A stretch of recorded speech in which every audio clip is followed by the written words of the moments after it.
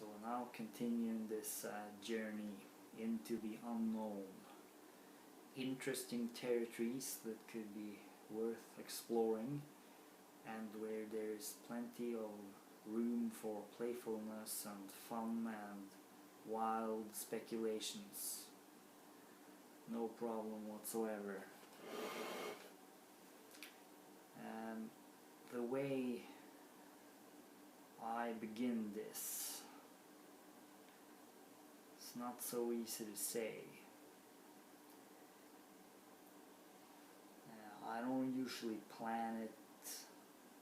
I just try to set up the state of affairs and make me ready to go into something interesting. A little bit earlier today I went for a walk, and then I went into the question of information. So maybe I'll just continue on that tangent. So information, that's a subject which has been interesting me a great deal, especially in the last few years, because it really seems to be the case that we're living more and more in an information society, and that human beings are really powerfully influenced by information and by the information machines and habits and really everything to do with the information technology and the words and the symbols and the numbers and the measurements that we're always using. So information is one of those things which go through everything. We have information in our DNA, we have information in our gestures, in our words. There's information conveyed through colors, through dances, through rituals, and also emoticons and various memes on the internet. These are all kinds of ways that these information impressions are being shared. So it seems like information is this issue of incredible importance to human beings, and therefore the way we understand information, the way we interpret it and treat it, seems to be a question of incredible practical importance.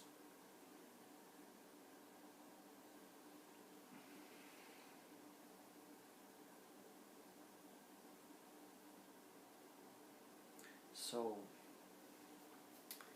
what is this? What is this that we're actually talking about here?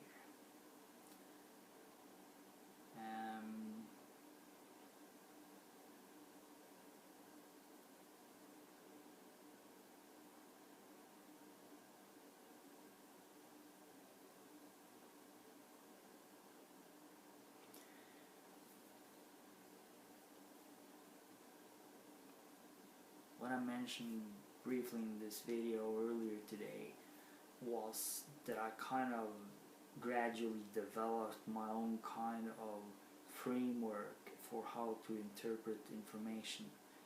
And this framework I may call the situational framework for interpreting information.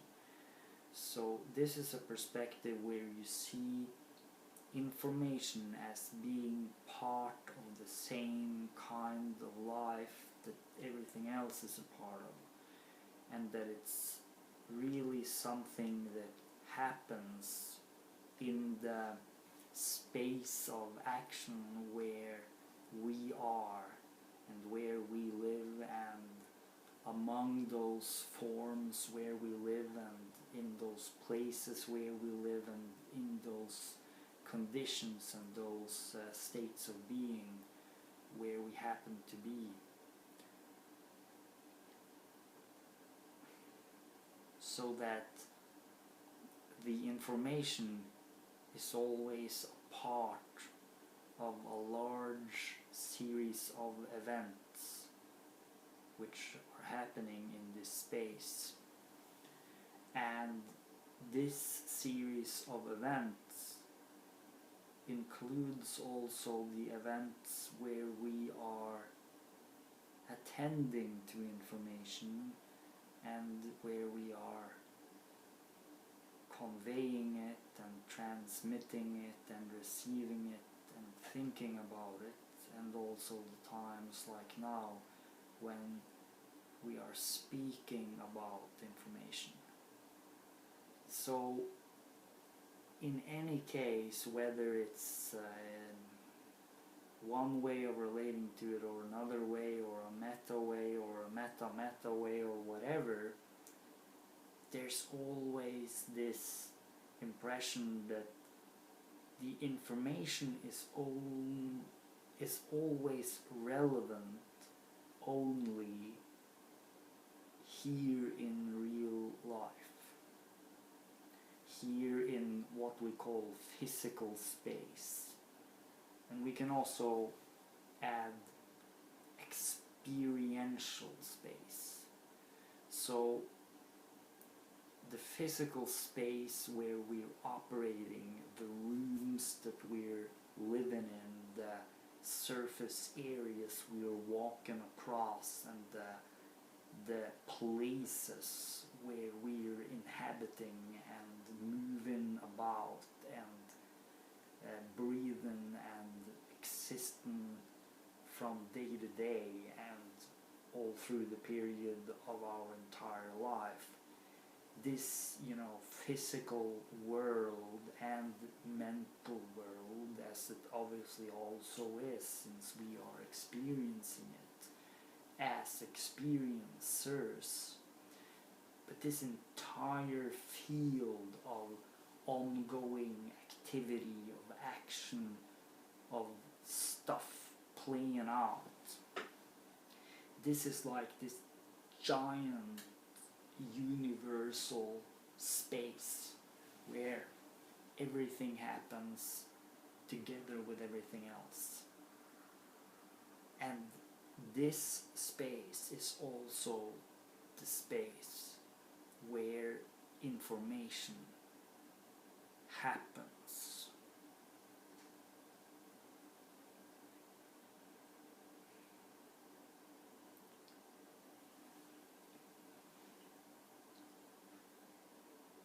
So there is a thought experiment which I think is fascinating to consider when we're talking about the issue of information. And that is the thought experiment of a book which is unlike any book that's ever been known. Because in this book there is the highest mathematics, the highest of philosophical writings, the greatest of poetry, the greatest of the cartoons, of artwork, of notes to pieces of music and computer code, like it would be 1,000 years into the future, with architectural designs for how we could build entire floating civilizations in the oceans by using existing tools in clever ways and thus solve all our worldly problems. If we had this kind of a book, if you imagine this kind of a book existing, now imagine that there's only one of these books in the whole world. And this book is on the inside of a box. And in that box there's also a lot of rocks and other stuff. And then that box is on the inside of a much bigger box. And that box happens to be buried under the floor of the ocean, at a very deep place where it's incredibly unlikely that any human being will look in the near future. In other words, the chances of the content of this greatest book that's ever been written of actually being read is practically zero. So the question I ask now is, what is the relevance of this book that's lying under the ocean floor? It's the greatest book that's ever been written, but there's no one to read it.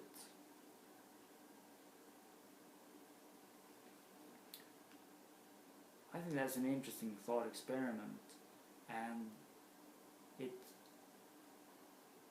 the way I would personally see that is that the book under the ocean floor, which may even be there for all I know, from my personal perspective is in a similar situation to the book which may be written tomorrow by someone who has a fantastic insight, although, well, if it's going to have all those things I mentioned there, it's going to be one hell of an insight. But let's just say that it's a potential book which could be written sometime in the future.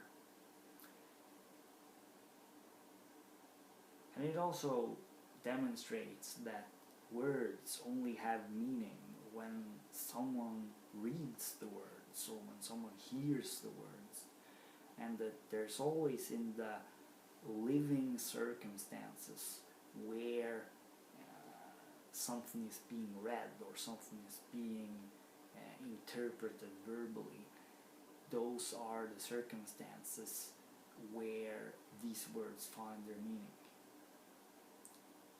So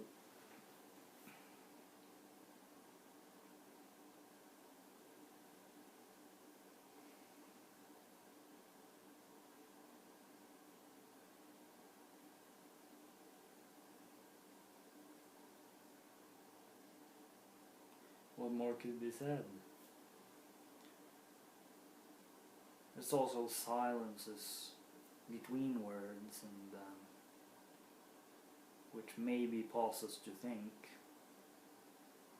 And then, of course, as you're now hearing, it's words mediated as patterns of sound in a room. So these words, of course, are sound patterns which come out through the motions of this body.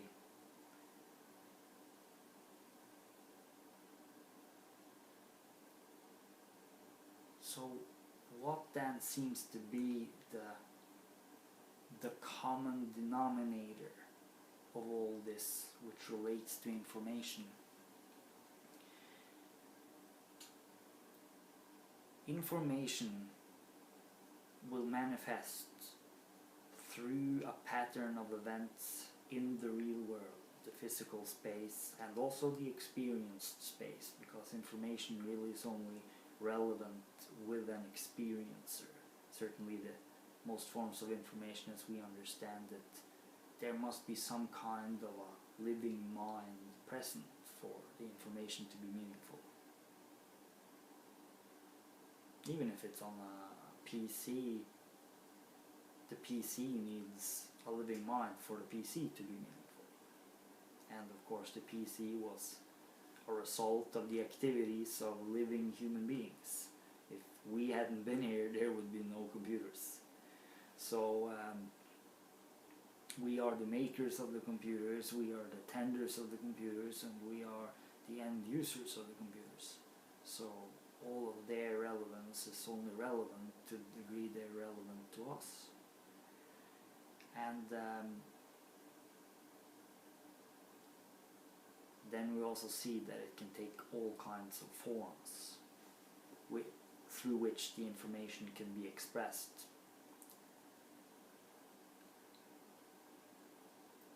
So in other words, what seems to always be the case is that information is being transmitted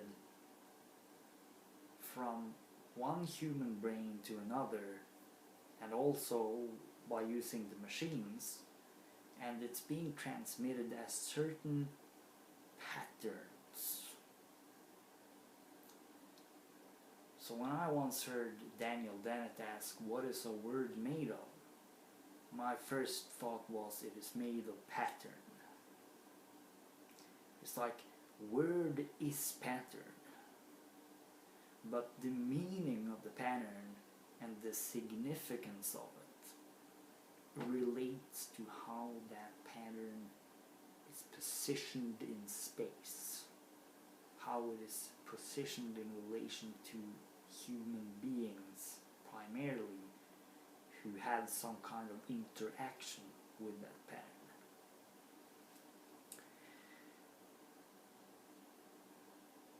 Now this also includes gestures, by the way. So in other words, when you walk out of the door, then just the very way you walk, if there's anyone else who sees you, then the way you are walking is information which is being sent out into the world. I would even say it's very important information, because it's information which goes right to the mind of a human being about an example of what being a human being can be.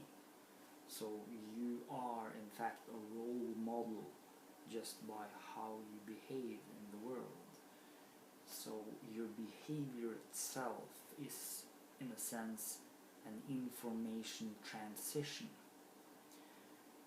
And of course, the words you say and the words you write and the clothes you wear and the hairstyle and the style of communication and the specific metaphors and stories you choose to share and how you share them and when you share them and who you're with and what is the circumstances and what is the general state you're in, and all of this stuff, it mixes together, and then the information comes out of all of this stuff, and it is also being perceived from within all of this stuff.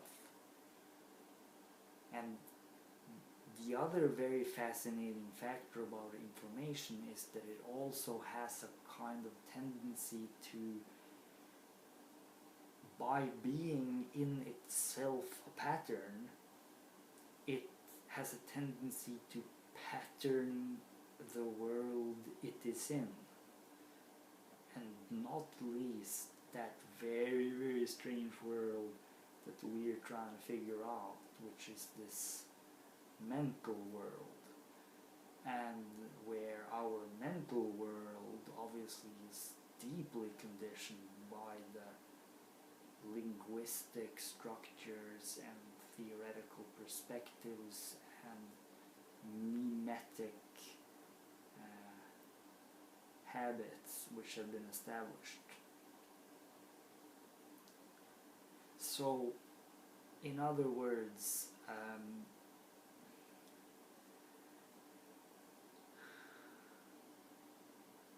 this is all connected in one gigantic action space, and these words are a part of the action space, and when you're now hearing these words, that's when they acquire meaning, and they have a certain meaning for me now when I'm saying them, but I'm absolutely certain that you hearing these words will interpret these words totally differently from what I've ever considered, and if 1,000 people heard these words, they would have 1,000 somewhat different interpretations, because they would be in somewhat different places, in somewhat different moods, and they would have different memories and associations to previous experiences, which they would relate to what they hear. So then we see how information and language is this incredibly dynamic phenomenon which goes through the whole of existence in a myriad of ways, and which can have a myriad of different effects, and an idea which can appear as nonsense for one person can for another person appear as totally obvious, and that's, I think, something that we see very often, and that's also a factor for people to misunderstand each other.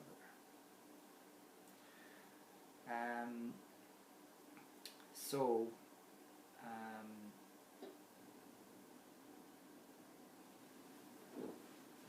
no matter how I look at this, I keep coming back to this point that the meaning of information is within the life in general which we're leading, and that it doesn't have any meaning in itself, and that since the life circumstances are clearly shifting, then the meaning of information is clearly shifting also. So here we got a very unique subjective element to how we view information, and we actually have a very creative possibility when we receive information.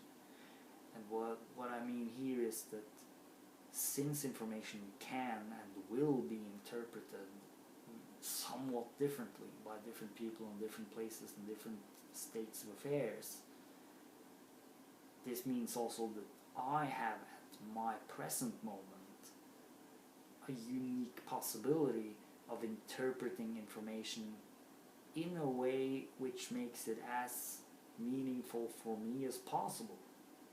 In other words, it's like I'm digesting food, and it's good if I can enjoy the food.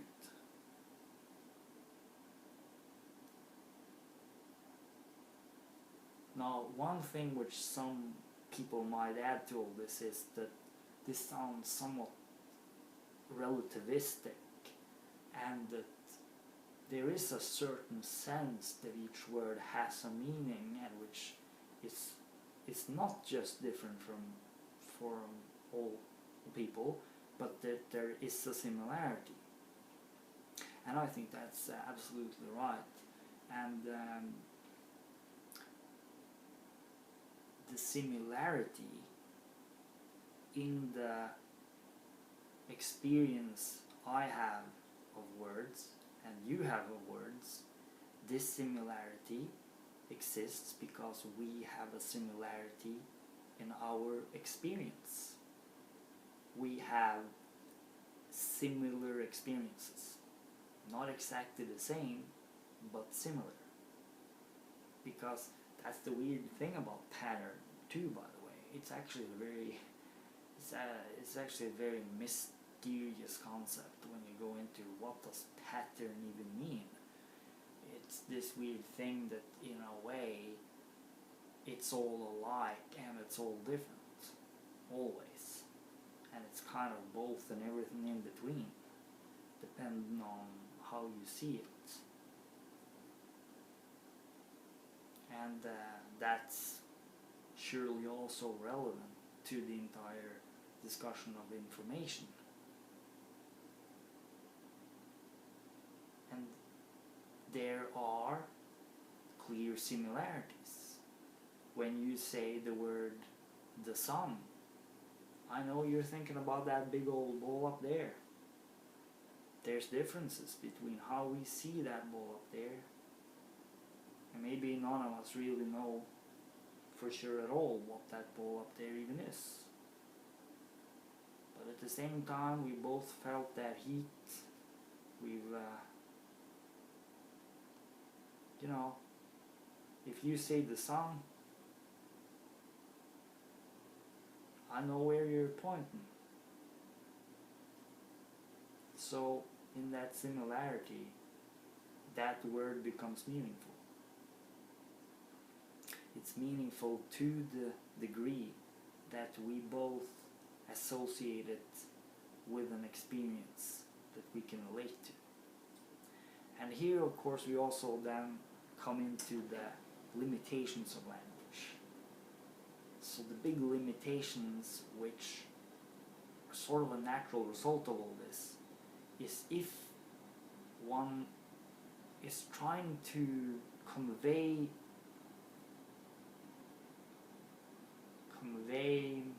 an understanding of a kind of experience which was vastly different from anything normal. If a person had an experience which was vastly different from anything normally experienced, then this would be very, very difficult to transmit by means of information, because information is always being interpreted on the basis of one's personal base of experience accumulated over a life. But if that message concerns a kind of experience which is so dimensionally different from anything you happen to have experienced,